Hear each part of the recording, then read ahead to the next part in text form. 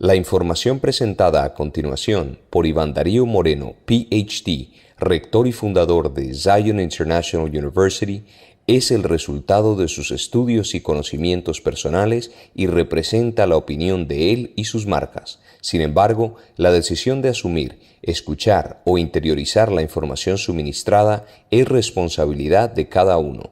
Gracias por acompañarnos.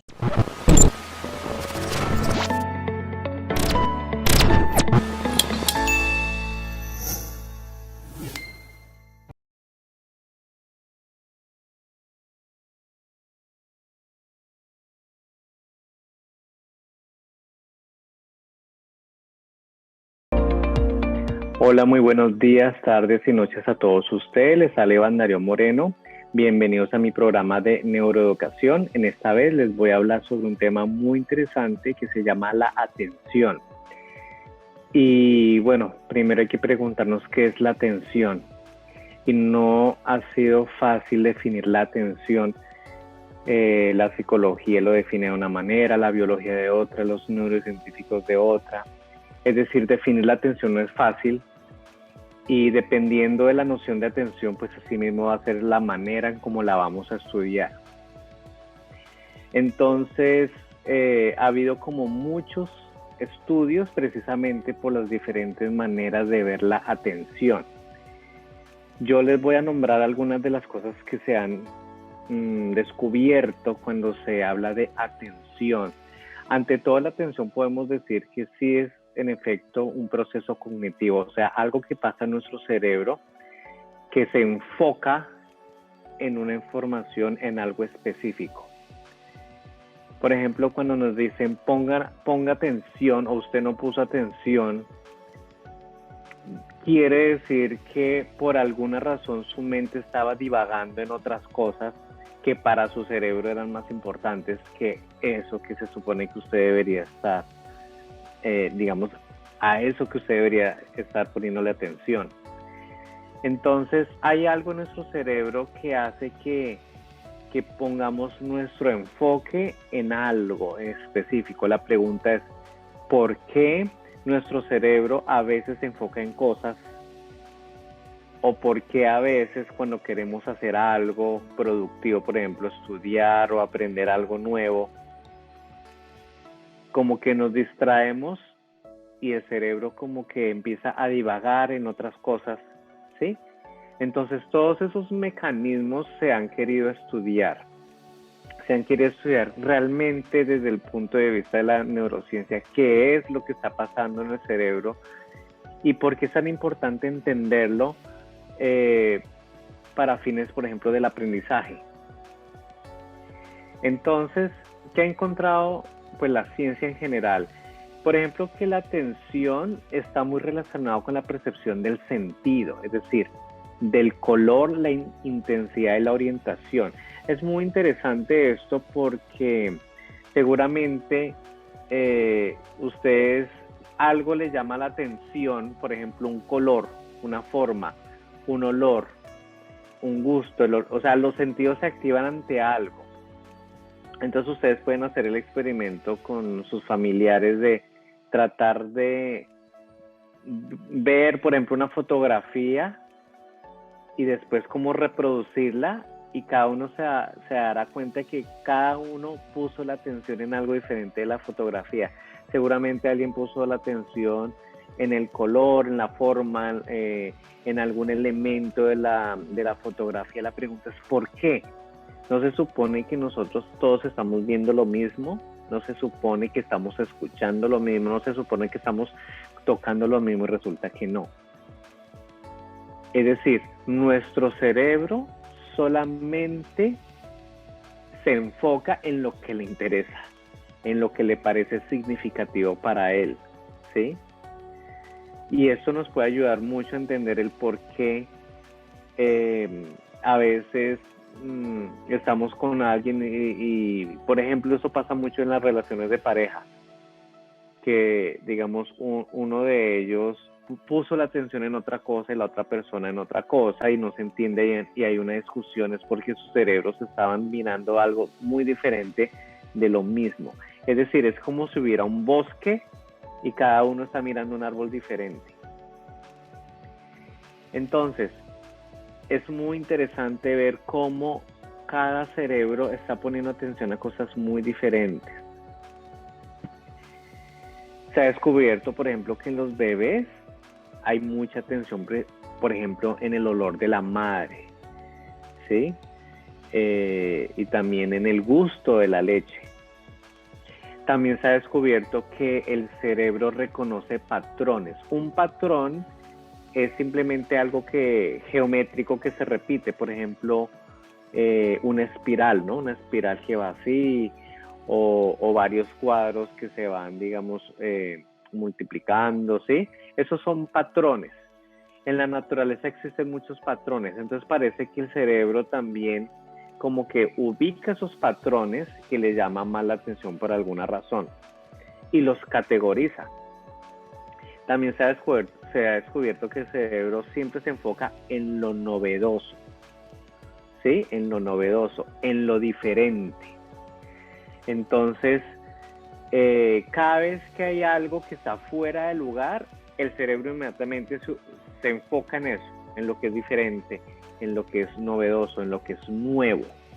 Y eso se utiliza mucho, por ejemplo, en el marketing. El marketing utiliza precisamente ese conocimiento para atraer la atención de los potenciales clientes, utilizando ese principio de lo nuevo. También encontramos la atención selectiva, es decir, que hay algo que los neurocientíficos han descubierto, que el cerebro como que selecciona ciertas cosas, ¿sí? Y obviamente pues cada persona tiene una forma de seleccionarlo de manera diferente. Entonces, como ustedes pueden ver, hay muchas formas de estudiar la atención, muchas cosas interesantes, cómo nuestro cerebro se enfoca en diferentes cosas. Es importante que ustedes como que entiendan o sean conscientes de qué es lo que a ustedes les llama la atención, qué son las cosas que les, digamos, esa fijación que ustedes tienen. En educación se ha encontrado una estrecha relación entre la atención y la memoria, es decir, que la atención y la memoria producen aprendizaje. Y eso se ha estudiado muchísimo. Cada vez que estamos rodeados de información, la información llega a lo que se llama la memoria a corto plazo. Y la memoria a corto plazo es muy, digamos, tiene poca capacidad. Y si en ese momento hay como una práctica deliberada, constante, entonces la información de la memoria a corto plazo pasa a la memoria a largo plazo.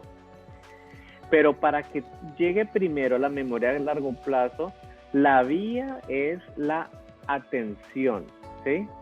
Es decir, de toda la información que llega, porque estamos bombardeados de mucha información y llega por todos nuestros sentidos, la atención lo que hace es como filtrar y mandarlo a la memoria a corto plazo, y de ahí entonces empieza otro filtro hacia la memoria a largo plazo.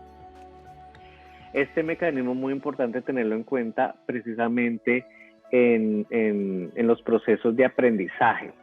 Si tenemos muy bien ese mecanismo, podríamos idear metodologías y estrategias para poder llevar a nuestra memoria a largo plazo información que sea realmente, que valga la pena. Entonces, más o menos los neurocientíficos han tratado de entender lo importante que es la atención precisamente en esos procesos de aprendizaje. También los neurocientíficos han visto que hay como una red de atención, ¿sí? Ellos lo han llamado como una red de atención, y digamos han localizado ciertas partes del cerebro donde se iluminan más en lo que es la atención, la orientación y la ejecución. Entonces se forman como unas redes muy interesantes en nuestro cerebro. También se ha encontrado que dormir es muy importante para la atención. Entre menos durmamos o no durmamos de una manera, digamos, de calidad, pues va a decrecer nuestra atención. Entonces es importante dormir bien, según los neurocientíficos. También se ha encontrado que el estrés, digamos, influye en los procesos de atención debido al cortisol. Y también se ha encontrado de una manera curiosa que la atención selectiva se incrementa bajo el estrés. Y pues eso podría ser un poco lógico porque si digamos el estrés, por ejemplo, cuando se activa el sistema de miedo, pues obviamente nuestro cerebro se tiene que enfocar en algo que lo ayude a su supervivencia. Eso sería atención selectiva. También los neurocientíficos han descubierto que lo que llamamos el multitasking, que en español sería como hacer muchas cosas al mismo tiempo, es un mito. Es decir, lo que realmente ocurre es que nuestra memoria a corto plazo está casi que a su tope, haciendo muchas cosas a la vez, pero no es que nosotros tengamos